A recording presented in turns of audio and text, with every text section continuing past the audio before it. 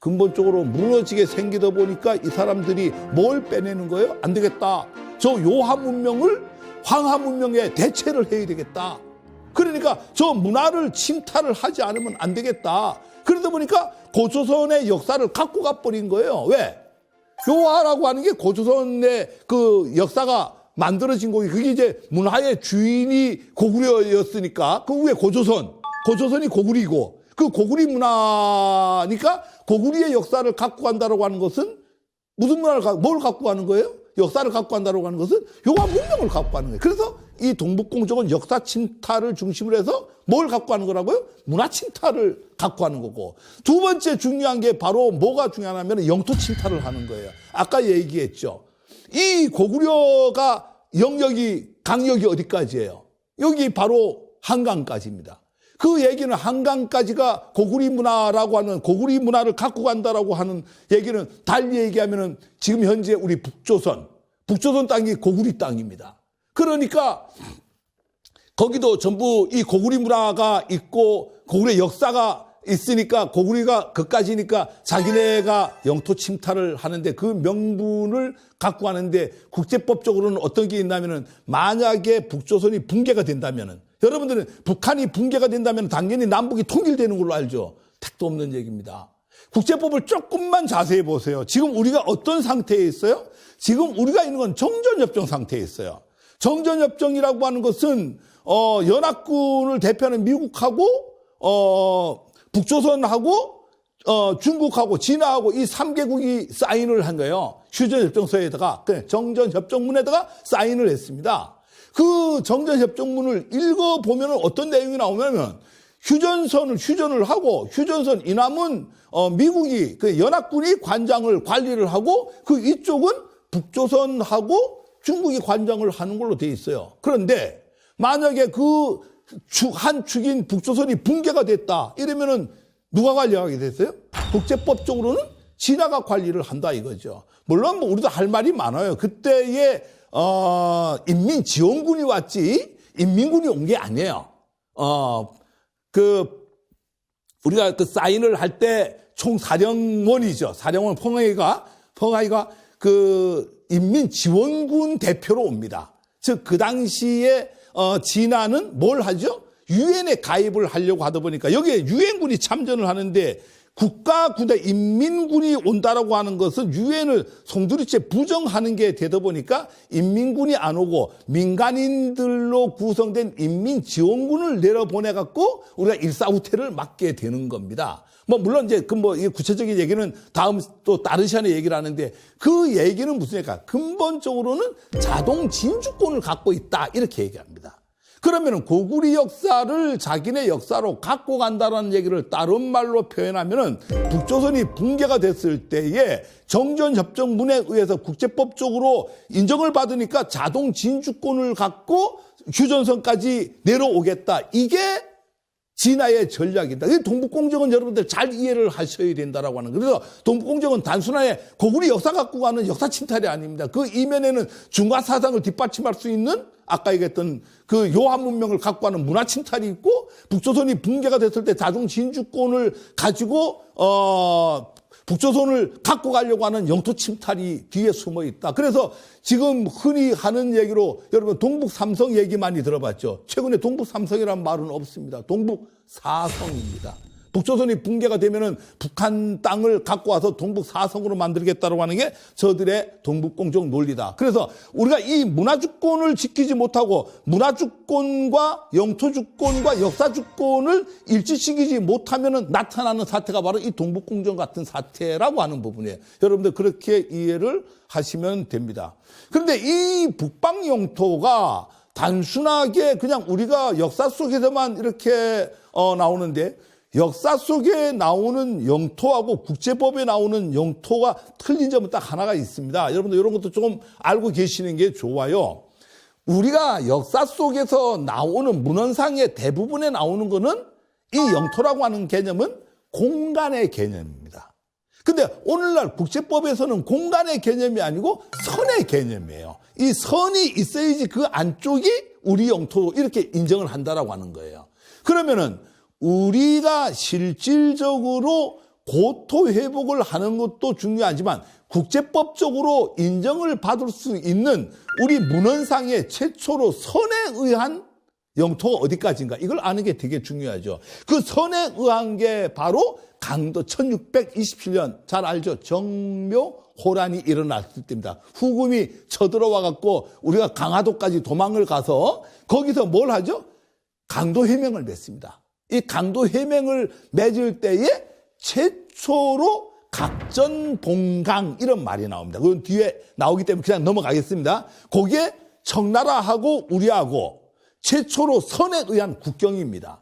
역으로 얘기하면은 국제법적으로 우리가 진화하고 이 영토 문제를 갖고 얘기를 할 때 가장 우리가 국제법적으로 찾아올 수 있는 최대 땅이 바로 이 각전봉강에선 강도 해명이다. 이렇게 보시면 되는데 요 개념은 뒤에 자세히 나오기 때문에 뒤에서 언급하기로 하고요. 그 이후에 요거는 문헌상에 나오는 그러니까 글자로 나오는 최초의 선이고 실질적으로 남아있는 선을 보면은 1667년 노변에 의한 유조변책 선입니다. 이 유조변책은 지금도 있습니다. 책이라고 하는 게 뭔지 알죠? 담장을 얘기합니다. 이 담장을 얘기합니다. 유조, 이 버드나무로 그러니까 목책과 톡책과 그러니까 돌과 흙 무덤으로 이 담장을 만들고 거기다 뭘 심었다? 유조, 이 버드나무를 심었다. 근데 지금도 가면은 이 유조변책이 그대로 있습니다. 노변에 가도 있고 신변도 이게 다 있습니다. 이게 전체 뭐 한 몇백 킬로가 이 되는 게 다 그대로 남아 있다. 여기에 이 책을 만들고 그 왔다 갔다 해야 되니까 뭐가 있어야 되겠어요? 문이 있어야 되죠. 그 9개의 변문을 설치합니다. 그래서 여러분들 뭐 고려문 이런 얘기 많이 들어봤을 거예요. 이게 바로 그러니까 고려문이 있다라고 하는 얘기는 무슨 얘기예요? 청나라하고 거기를 드나들었고 이쪽은 어느 나라 땅이다? 이 조선 땅이고 이쪽은 어디 땅이다? 진화 땅이다. 이렇게 청나라 땅이다. 이렇게 보시면 되는 거죠. 그 선이 그대로 여기는 문헌상에 남아 있는 선의 개념이고 이거는 실질적으로 지금도 구글 지도를 자세히 보면은 이 노변과 신변이 그대로 보인다라고 하는 부분이에요. 그래서 여러분들 이런 거 알고 실질적으로 아직까지도 이 문은 남아 있고요. 그 위에 봉금지대를 설치해 갖고 약 154년간 우리도 안 들어갈 테니 너네 들어오지 말아라. 뭐 이렇게 했는데 이 논리는 좀 이따가 뒤에 자세히 나오니까 얘기를 하겠습니다. 오늘 제가 여러분들하고 가장 근래에 그러면 북방 영토가 우리 땅이었다라는 증거를 하나를 제시를 해드리겠습니다. 이게 되게 중요한 문제고 아직까지 이거는 학계에도 많이 알려지지 않은 부분이기 때문에 자세히 좀 들었으면 좋겠습니다. 자, 광복 이후에요. 광복 이후에 소련하고 중국하고 북한 간의 영토 협정을 맺었어요. 아마 처음 들어볼 텐데 하얼빈 협정이라고 하는 게 있습니다. 이게 뭐 거의 많이 알려지지 않은 부분인데 제가 자료까지 오늘 다 갖고 왔으니까 오늘 이후부터 여러분들 하얼빈 협정을 잘 눈여겨봐야 돼요. 근데 제가 좀 또 하나 여기서 좀 얘기하고 싶은 게 우리는 어떻게 하죠? 해방이 되고 남북이 38선에 의해서 남북이 분리가 됐다 이렇게 얘기하죠. 여러분 그렇게 얘기하면 안 돼요.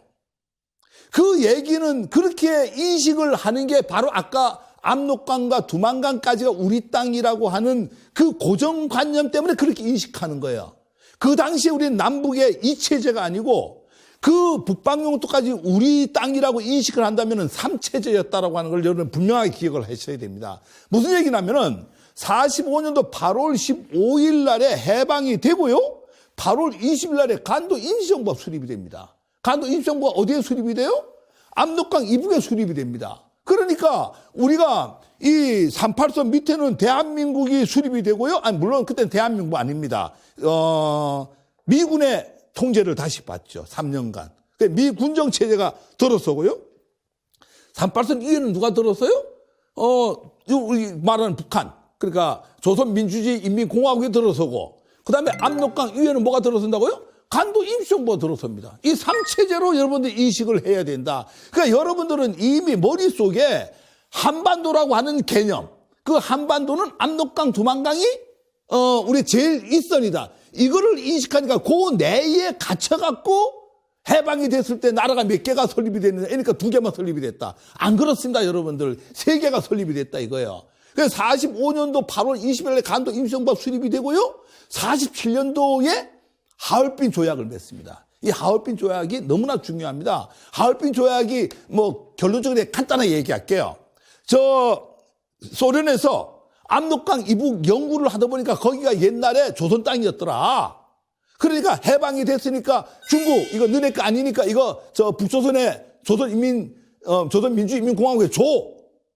그거를 협약을 맺은 게 하얼빈 조약이에요.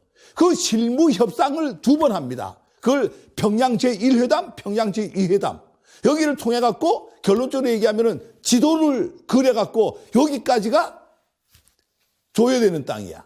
그러니까 김일성은 거기다가 뭘 하죠? 일개 연대를 보냅니다. 북조선의 군인이 주둔을 했어요. 누구 땅이에요? 그러니까 멀리까지 갈 거 없이 최근에까지도 이런 땅들이 국제법적으로 우리 땅이었다. 그래서 이게 한 10년 전에 발견이 됐어요. 대만 도서관에서, 정부 도서관에서 발견이 됐는데, 이게 소련이 향후 지린성, 엔진, 무단장 등을 조선에 휘깁하려는 배경, 뭐 이런 글들이 이렇게 나와 있는데, 이게 아까 얘기했지만 45년 5월 20일 날 하얼빈 조약을 맺는데, 거기 13조에 보면은 적당한 시기에 간도를 북한에 편입시키다. 이렇게 나옵니다. 13조에. 이렇게 나오는 거, 이 하얼빈 협정에 나오는 얘기입니다. 제 얘기가 아니고. 그 적당한 시기가 언제냐? 이게 적당한 시기를 평양 제1, 2회담 때 결정을 짓는다 이거죠. 그래서 48년 2월 달에 평해협정을 맺습니다. 북한과 소련, 중국이 2차 평해협정을 체결하는데 어떻게 체결하니까 간도, 안동, 길림을 북한에 귀속하기로 최종적으로 결정을 하고 사인을 합니다. 이게 평양시 2회담이라고 하는 거죠. 그러면은 48년 7월 달부터요, 간도, 안동, 길림 3개 자치구의 직접 행정을 관할을 합니다. 북한이. 그러니까 가장 최근까지도요, 이 북방영토를 우리가 관할, 우리 민족이 대한민국하고 여러분 북조선하고 하나 아닙니까? 같은 민족 아니에요. 여기서 통치를 했다라는 얘기예요. 연길, 목단강, 무릉 지역에 북한 정규군을 주둔을, 이렇게 연대를 주둔을 시킵니다. 그렇게 하고 49년 10월 1일 날 중화인민공화국이 수립이 되죠. 이 수립이 되면서 공산당 연변위원회가 간도 임시정부를 접수를 합니다. 접수를 하고 50년에 뭐가 일어나요? 한국전쟁이 일어나죠. 김일성은 누구한테 신세를 져요? 저쪽에 진화에 신세를 집니다. 그쪽에서 아까 얘기했던 인민지원군을 보내주면서 다시 이제 완전 패전해서 다시 지금 휴전선까지 내려올 수 있는 신세를 지다 보니까 나중에는 결국은 이게 없어지고 62년도에 조중 병계 조약을 맺게 되는 거예요. 그래서 지금 현재 압록강, 두만강이 해갖고 중국하고 진화하고 북한하고 병계 조약, 국경 조약에 의해서 결정이 난다. 이렇게 보시면 되고요. 바로 이게 대만 정부가 소장하고 있는 지도인데 이 지도에 보면 이 압록강입니다. 이 압록강에 이 세 개 구에다가 이렇게 지도까지 그리고요. 그러니까 48년 대만 정부의 국방부 이청이 외교부에 보낸 비밀 문서에 있었는데 이게 해제가 되는 바람에 한 10년 전에 이제 알려진 겁니다.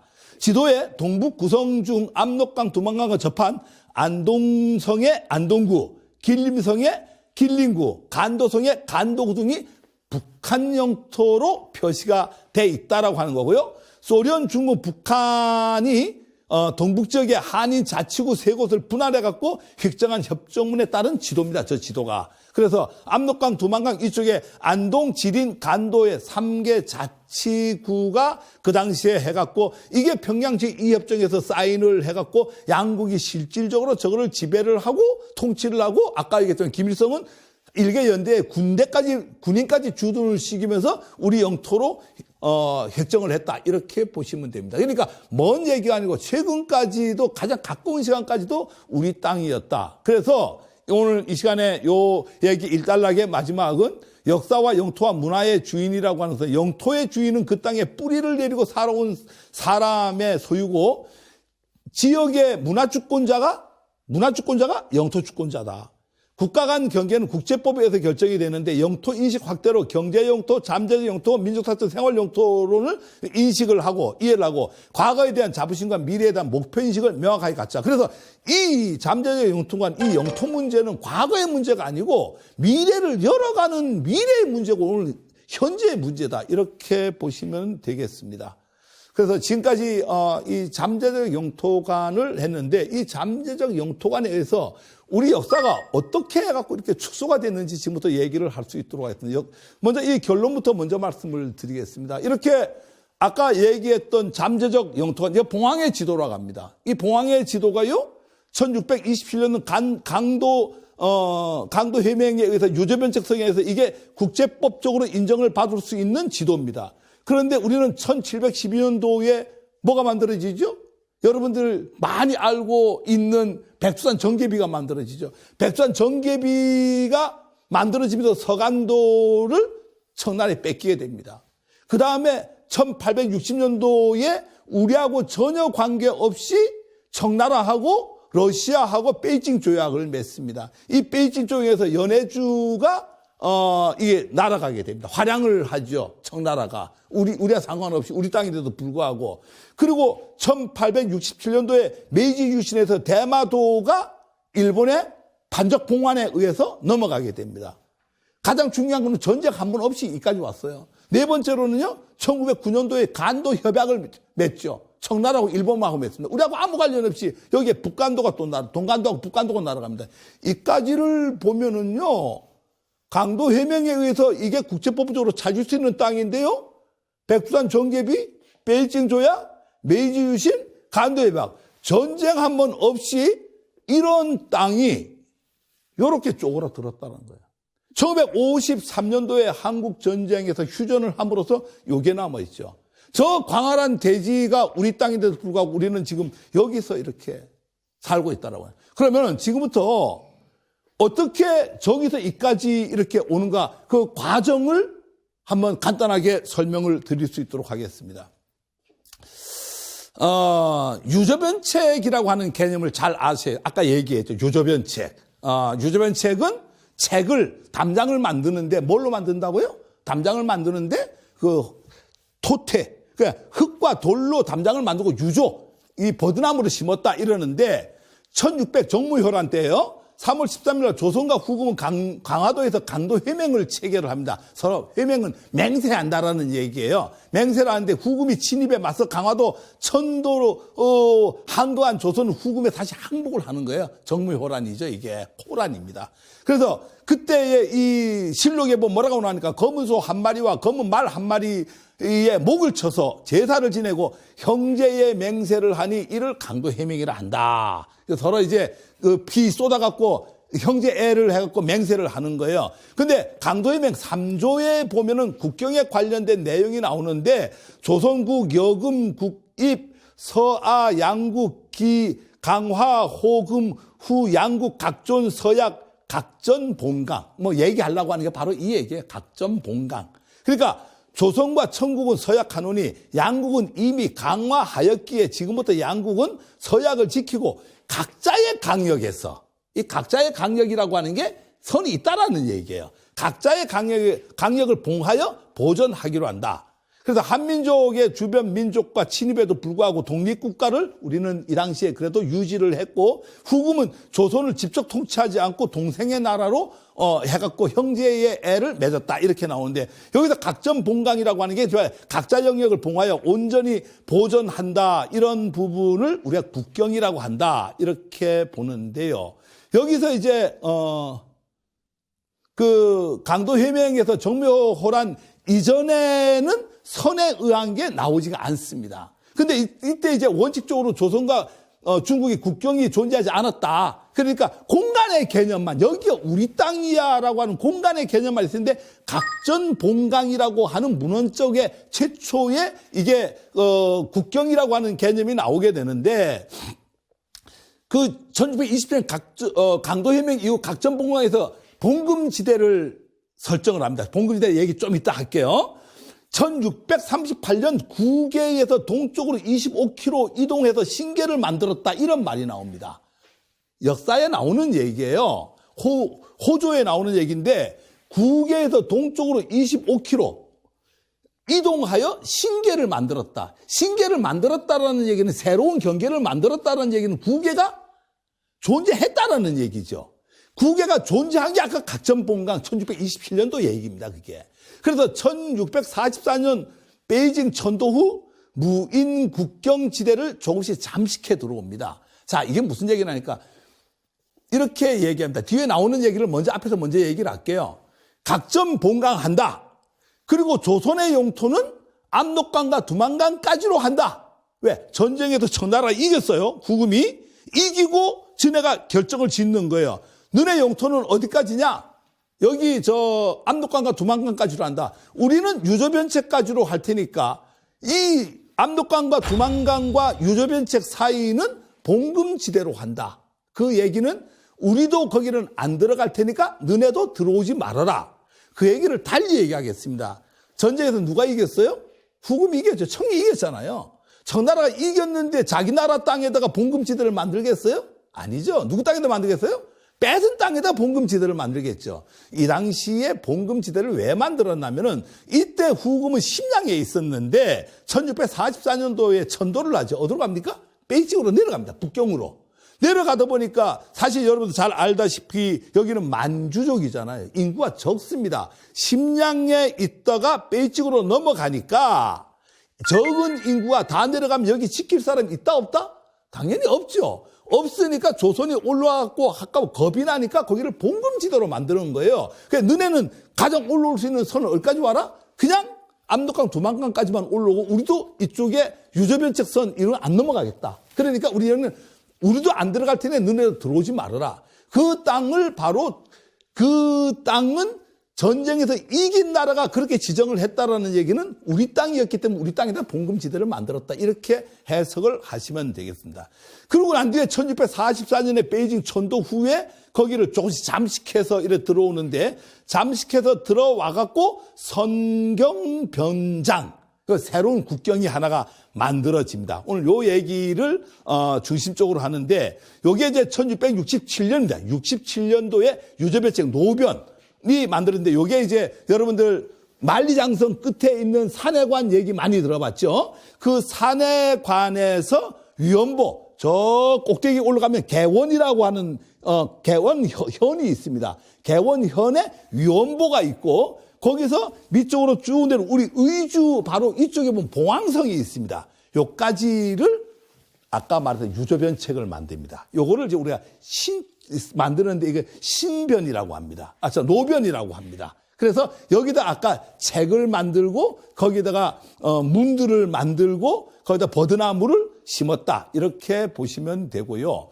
아까 얘기했던 그래 요게 지금 산해관에서 여기가 개원위원보입니다. 개원현이고요. 여기가 봉황성이 있는데 이렇게 만든 게 이게 바로 노변이 됩니다. 산해관에서 위원보에서 봉황성까지 약 450, 이게 900 몇 킬로입니다. 이쪽이 450킬로고요. 그래서 여기에 노변을 만들고 이게 1667년도에 만들고 1670년도부터 81년도까지 여기 위원보에서 길림 법특화까지를 다시 또 유조변책을 또 만듭니다. 그래서 이 안쪽은 전부 들어오지 말아라. 봉금지대 하자. 왜? 여기에 심양이 있거든요. 심양 여기에 있다가 적은 인구가 베이징으로 다 내려갑니다.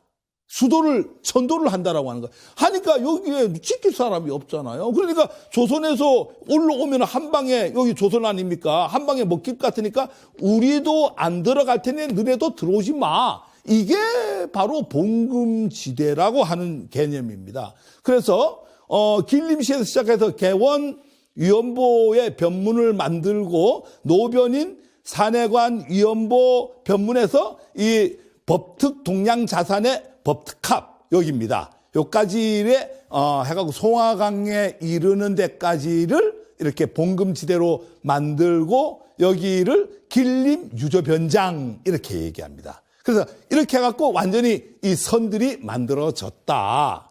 그래서 아까 제가 국제법적으로 찾을 수 있는 땅이라고 하는 게 바로 요게 이 선이 유조변책 선이다. 이렇게 보시면 되겠습니다. 자, 그렇게 들어가는데 이 유저변책 지도를 몇 가지만 보여주면 금방 이해가 갈 거예요. 요 조선이라 써 있죠.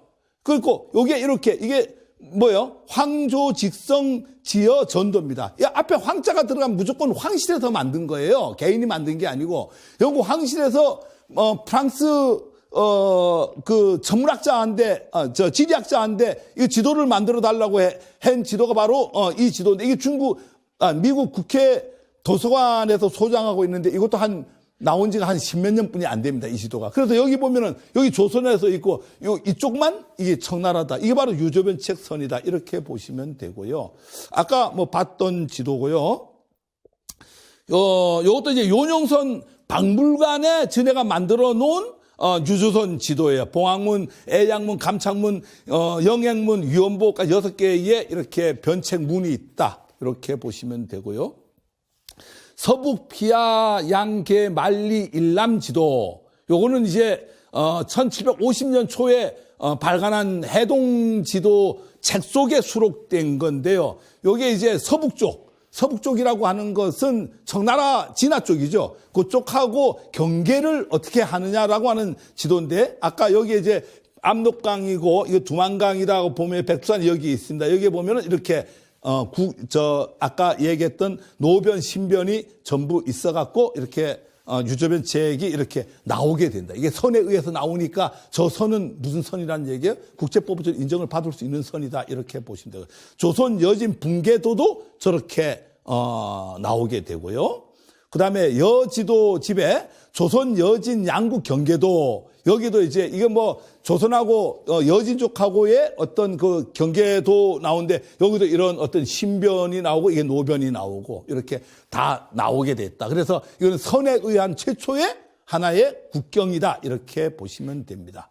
여기도 광여도 집에 조선 여진 양국 경계도에도 보면은 이렇게 신변과 노변이 이렇게 다 나오게 된다. 그래서 이런 것들은 기록의 최초의 어떤 그 공간의 개념이 아닌 선에 의해서 저기에 나와 있다. 이렇게 보시면 되겠습니다. 뭐 유저변책과 만주 봉금 지역 이것도 뭐 명확하게 이렇게 신변 이렇게 노변 신변이 나오게 되죠. 이렇게 나오게 된다. 이렇게 보시면 되고요. 뭐 키친 지도도 마찬가지고요. 멜로호프 지도, 이 멜로호프 지도는 되게 중요합니다. 이게 상당히 상세하게 만들어진 지도거든요. 이게 러시아 학자에 의해서 만들어진 지도인데 이게 바로 신계입니다. 노계입니다. 노계 해갖고 이렇게 해갖고 송화강까지 연결돼갖고 여기 바로 이제 우리 코리아고요. 그러니까 요걸 어떻게 해요? 중국 영토가 청나라 영토가 아닌 것을 이렇게 표시를 해둔 거예요. 그러니까 여기는 청나라 왼쪽 경계가 유저변인데요. 뒤꿈치 부분은 청나라 통치 밖의 영토다. 이렇게 명확하게 언급이 되어 있다. 그래서 이 멜로호프 지도는 우리가 영토를 연구하는 데 상당히 중요한 지도다. 이렇게 보시면 됩니다. 그런데 이제 이렇게 봉금지대가 이제 한 200년 가까이 이렇게 봉금지대가 나오는데 개간에 의해서 우리 선조들이 다시 그 지역을 선점을 합니다. 무슨 얘기는 하니까 봉금지대는 양쪽 다 안 들어가니까 어떻게 되겠어요? 거기에 뭐 엄청나게 뭐 200년간 사람이 안 들어갔으니 얼마나 비옥한 토지겠어요. 거기에 뭐 산삼 이런 것들이 엄청 많이 자라니까 우리가 이제 선조들이 거기에 이제 산삼 따라 들어갔습니다. 그 이만지 사건이라고 하는데요. 뭐 이렇게 뭐 복잡한 얘기가 있지만은 이만지 사건이 발생합니다. 천연 특산물이 넘쳐나니까 인상거리가 활발했고 1710년도에 이만지에 8명이 들어갔는데 청나라 사람이 오니까 우리가 다 이렇게 나소를 베 죽여버렸어요. 그러니까 도망간 사람이 청나라 황실에다 얘기를 해갖고, 결론적으로 얘기하면은 청황제가 화가 나갖고, 야, 목구덩이를 보내갖고 경계 다시 정해라. 이래서 청나라는 근본적으로 국정대책을 다시 수립을 해야 되겠다. 안 되겠다. 해갖고 1710년대 강희제에 의해서 국경을 다시 정립을 합니다. 목국동을 보내갖고 백두산에다가 전개비를 설치합니다. 이 백두산 전개비는 여러분 너무나 잘 알잖아요. 근데 제가 가장 안타깝게 생각하는 거, 제발 좀 백두산 전개비도 목숨 좀 걸지 마세요.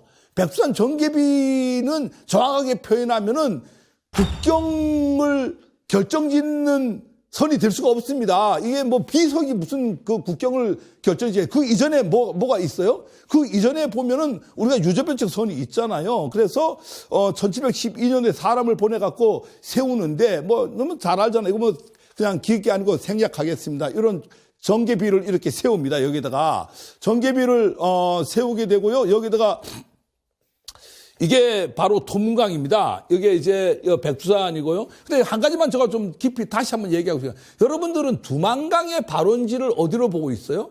많은 사람들이 두만강의 발원지를 당연히 백두산으로 보는데 안 그렇습니다.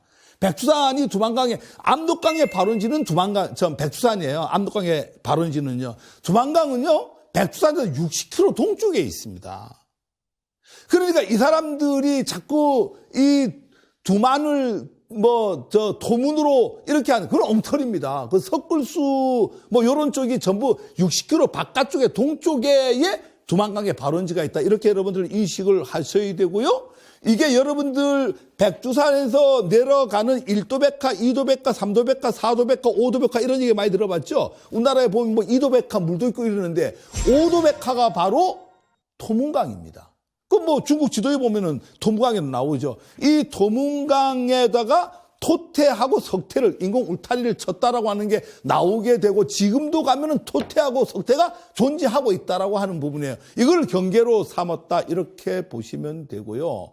그래서 만약에 정계비 중심으로 국경 조약으로 인정한다면은 압록강 서쪽, 압록강 동쪽 도문강 경계로 하기 때문에 압록강 건너편인 이 서간도 지역은 중국 영토가 되는 거죠. 그러니까 여러분 자꾸 잘 아는 척하고 동이, 토문, 서이, 압록 이런 말도 쓰지 마세요. 그거 하나도 안 중요해요. 그 정계비에 나와 있는 말인데요. 그게 국경이 될 수도 없고 그거를 인정을 한다라는 얘기를 다시 얘기하면은요. 이게 바로 백두산에서부터 이 도문강입니다.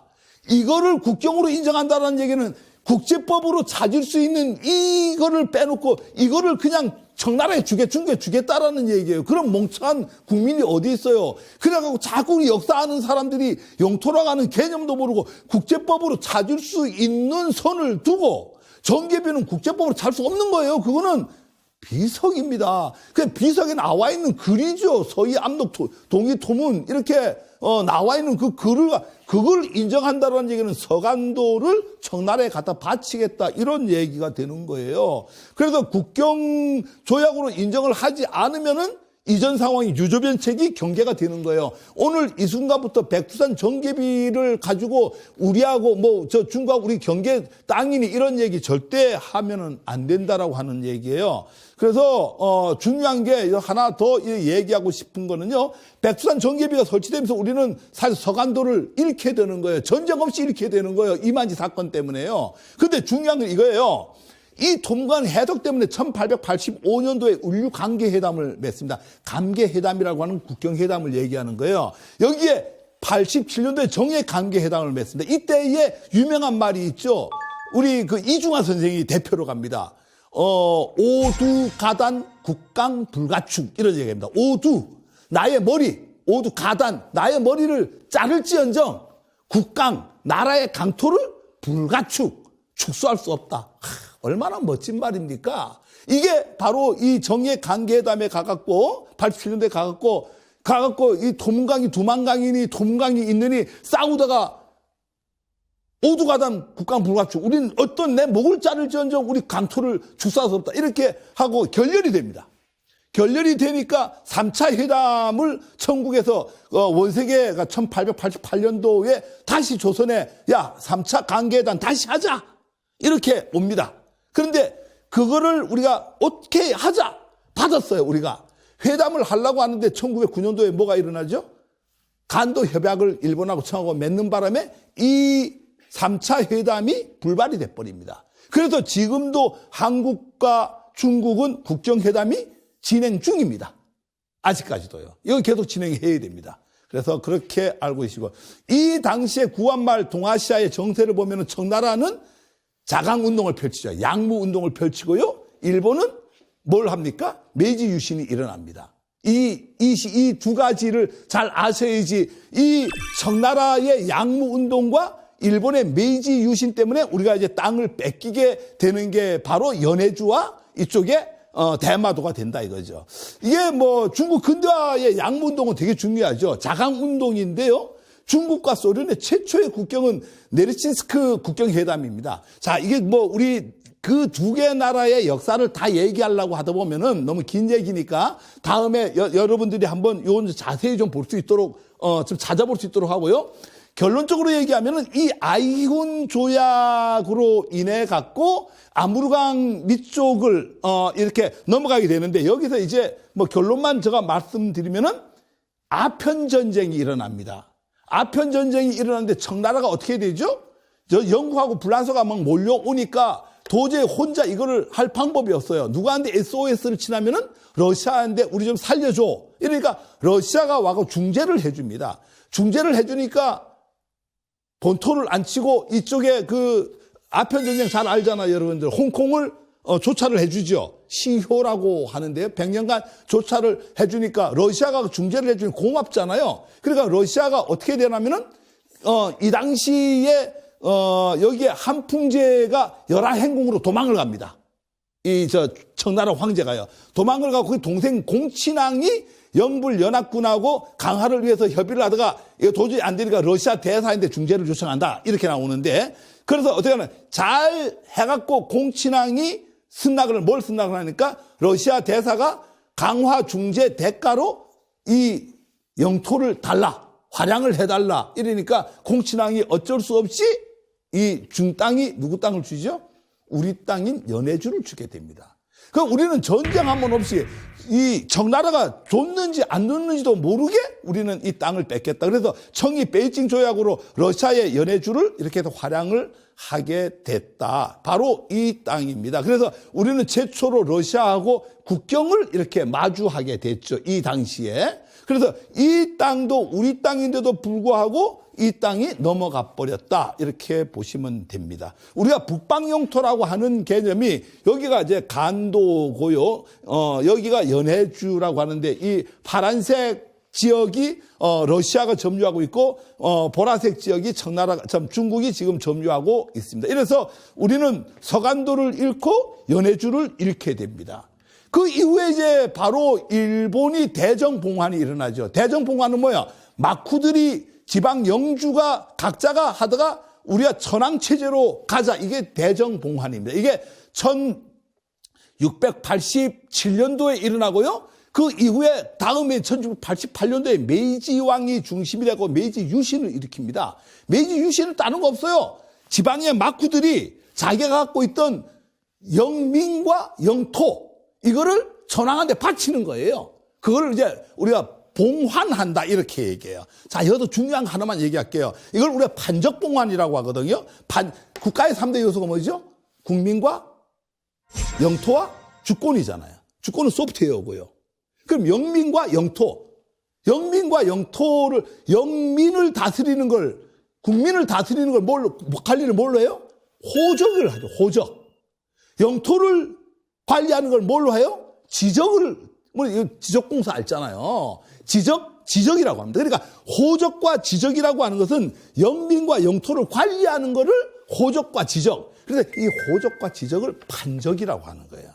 그러면 여기서 뭐가 이루어지냐니까 판적봉환이 이루어집니다. 판적봉환이 뭐예요? 판적을 영민과 영토를 관리하는 호적과 지도를 봉환한다. 봉환하는 데에 글을 읽는데 그걸 봉답서라고 합니다. 중요한 것은 일본 내에 판적 봉환을 하는 봉답서와 대마도를 판적 봉환하는 봉답서가 다르다라고 하는 거예요. 그러니까 일본 내에 있는 막후들은 판적 봉환합니다. 영민과 영토를 천황에 바치는데 뭐라고 하냐면은 땅과 백성 모든 것이 천황의 것이므로 당연히 반납하고 천황의 처분에 따르겠습니다. 이 봉답서에 이렇게 돼요. 그런데 다 판적봉환이 이루어지고 제일 마지막에 배를 2척을 갖고 대마도 앞에 와서 종이지 19대 도주입니다. 이거 원래 신라 사람들이에요. 신라 사람들인데 종이지한테 다음에 한번 제가 대마도 얘기를 한번 할게요. 너무 재밌어요 이게. 근데 와서 판적봉환을 해라 이렇게 얘기합니다. 그러니까 뭐라고 얘기하니까 네가 만약에 반적봉환을 하면은 저 한쪽 배는 쌀과 뭐가 잔뜩 들어있으니까 그거를 내려놓을 것이고, 반적봉환을 거부한다면은 옆에 있는 군사들이 무기를 들고 내려올 것이다. 이렇게 강압적으로 정복의 개념에서 접근을 합니다. 그래서 종의지가 어쩔 수 없이 봉답서를 읽는데, 그 봉답서는 일본 내에 있는 봉답서하고 내용이 틀리다. 어떻게 틀리냐? 조선에 대해 번신의 예를 갖추어 수백 년간 굴욕을 받았으니 분함이 이루 말할 수 없다. 자, 요까지를 보면은 대마도가 누구의 영향을 받았다는, 어느 정부의 영향을 받았다는 얘기예요? 답이 나오잖아요. 이 대마도가 어느 땅이었는지. 조선에 대한 번신의 예를 갖추어 수백 년간 굴욕을 받았으니 조선의 관리를 받았다는 얘기예요. 이게 바로 봉답서에 나와 있는 거예요. 조선 땅이라고요. 지금의 서계부터 조선이 주조해준 도서 대신 인장을 조선 왕이 내려준 인장 안 찍고 일본 조정이 만들어주는 새로운 도장을 사용한다. 이렇게 봉답서를 읽는 거예요. 그러면 대마도 누구 땅이에요? 우리 땅인데 배두척 갖고 와갖고 무기를 내릴까? 쌀을 내릴까? 이런 어쩔 수 없이 대마도에 반적봉환을 하는 거예요. 그래서 이 대마도는 우리 땅이라는 걸 이 반적봉환서만 봐도, 봉답서만 봐도 결정이 다 난다. 이렇게 그러다 보니까 뭘 읽어요? 이 대마도를 읽게 되는 겁니다. 다 봅시다. 서간도 잃었죠? 베이징 협약에서 뭘 잃어요? 연해주 잃었죠? 반적봉환에 의해서 대마도 잃는 거예요. 이런 안타까운 역사가 있는데 그 이후에 이제 간도 협약이 맺어지는 거예요. 우리랑 아무 상관없이 일본하고 청나라하고 간도 협약을 맺는데, 간도 협약의 근본적인 베이스가 뭐예요? 을사늑약입니다. 1905년도에 우리 애교권을 뺏어가죠. 애교권을 뺏어가갖고 나라를 팔아먹는 거예요, 지네가. 대한제국의 애교권을 뺏겼는데 을사늑약을 근거로 간도 협약을 체결을 하는데, 간도 협약은 뭐 불법이라고 하는 것은 근본적으로 을사늑약이 불법이니까 이건 당연히 불법이죠. 근데 그 이외에도 카이로 포삼 선언에서 강압에 의한 약취한 모든 지역은 반환해야 된다 이렇게 나오고요. 샌프란시스코 조약에도 1941년도 이후에 체결한 모든 조약과 일본이 체결한 모든 건 무효다. 그러니까 1909년도에 했으니까 당연히 무효지요. 그래서 간도 협약은 원천적으로 무효다 이렇게 보시는데, 간도 협약의 내용은 간단합니다. 동삼성 6안이라고 해요. 그러니까 6안, 6개 안인데 전 5안은 일본이 중국으로부터 갖고 오고, 후 1안은 일본이 중국한테 주는 거예요. 청나라한테 주는 거예요. 그래서 여러분들 만주 철도 병행선, 뭐 대교 영구간 철도 지선 문제, 그다음에 뭐 이런 무슨 탄광 채굴권 이런 거를 일본이 뺏어오고, 일본은 뭘 주죠? 육간 중에 후 1안 간도를 청나라에 귀속시킵니다. 자, 이걸 보면은 이 간도가 누구 땅이라는 거예요?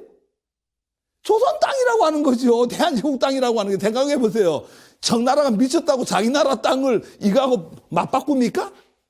그럼 이런 거를 본다고 하면은 어쨌거나 우리 땅인데, 중요한 것은 여기서 이 압록강, 두만강 위에 있던 이 북간도가 어떻게 됐다는 얘기예요? 이게 간도 협약에서 날아갔다라는 얘기예요. 그러니 우리가 여기에 분명히 유조변책 선이 있었는데, 국제법을 잘 수 있는 선이 있었는데, 여기에 백두산 전개비 때문에 이 서간도가 날아가고, 그 다음에 베이징 협약에 의해서 연해주가 날아가고, 그 다음에 이 메이지 유신 때 대마도가 날아가고, 간도 협약에 의해서 북간도가 날아갔다. 전쟁함 없이 다 날아갔다라고 하는 거예요. 그래서 그 이후에 보면 에치슨 라인이 만들어지죠. 에치슨 라인이 1950년대에 1월에 미 국무장관이에요. 딘 에치슨의 국무장관이 에치슨 라인을 언급을 하는데, 이건 뭐예요? 전쟁이 났을 때에 이게 지금 공산화가 급격하게 되는데 우리 미국이 지키는 선을, 방위선을 어디까지 할 것인가? 쓸데없는 선을 만들어 버리는 거예요. 그게 에치슨 라인이에요. 그래서 이 에치슨 라인은 알류산 열도에서 일본, 필리핀으로 한다. 그래서 뭐가 빠져요? 대만이 빠지고 우리 대한국토, 한반도가 빠지게 되는 거예요. 그러니까 김일성이 어떻게 돼요? 오판하죠. 스탈린한테 찾아가죠. 아, 미국이 드디어 한국을 포기했습니다. 이때 미군은 다 철수를 하고 뭐만 남아 있었죠? 이 미 고문단만 한국에 남아 있었어요. 그러니까 미군도 철수를 했고 에치슨 라인에서 극동 방위선이 포기를 했습니다. 그러니까 김일성과 스탈린의 오판으로 한국 전쟁이 발발을 하는 겁니다. 그 한국 전쟁이 발발을 해갖고 이 북조선이 또 날아가게 되는 거예요. 여기 있던. 그러니까 이게 그 큰 땅이 말이에요. 이게 다 차례대로 날아가고 요거 지금 남아 있는 거예요. 그래서 한국 전쟁에 의해서 1953년도에 남아 있는 우리 주권이 미치는 영토가 바로 여기까지라고 하는 부분이에요. 그래서 다시 한번 오늘 강의했던 내용을 정리를 한번 해봅시다. 잠재적 영토관이라고 하니 너무 중요하죠. 전 국민이 공통적으로 인식하고 있는 우리 땅인데, 그런데 우리는 한반도에 이렇게 지금 현재 이걸 잠재적 영토관으로 인식하고 있는데 지도 그리라면 다 이렇게 그리니까요. 이 그림을 인식을 해야 된다. 그런데 국제법적으로 이렇게 유저변책선에 의해서 찾을 수 있는데 이게 정묘호란 때 만들어진 거고요. 물론 유저변책은 1667년에 만들어집니다. 그 이후에 백두산 정계비가 만들어 1712년에 만들어지면서 서간도가 날아가고요. 아이운 조약하고 베이징 조약 때문에 연해주가 날아가고요. 명치 유신, 메이지 유신 때문에 여기에 뭐가 날아가요? 대마도가 날아가고요. 간도 협약 때문에 여기에 북간도, 동간도가 날아가고 여기에 한국 전쟁에 이래갖고 이 한반도 허리가 이렇게 잘리는 이런 사태에 발생하게 됩니다. 그래서 마지막으로 우리 영토 축소의 역사를 다시 한번 보면은 여러분들이 반드시 기억을 해야 될 게 선에 의한 어떤 역사라고 하는 게 1627년 정묘호란 때 청과 선에 의한 국경이 최초로 체결이 되고 그 이후에 1667년도에 신병과 노변에 의한 뭐가 만들어져요? 유저변책이 지금도 남아있는 선이 아까 남아있다 국경이. 현재 영토는 1953년도 정전협정이 체결된 휴전선을 통해서 지금 우리 영토를 인식하고 있다. 전쟁 없이 정확하게 1627년에서 1953년까지 326년 만에 현재 우리 축소가 된 우리 이 땅을 우리는 살고 있다. 그래서 고토 회복을 위한 영토 축소의 역사 과정을 여러분들이 이해를 해야지만 역으로 어떻게 되죠? 찾아 나갈 수 있다라고 하는 거예요. 그래서 잠재적 영토 중심으로 해서 고토 회복에 대한 어떤 논리 확립하고 의식을 고쳐야 된다. 여러분, 처음에 제가 이렇게 얘기했습니다.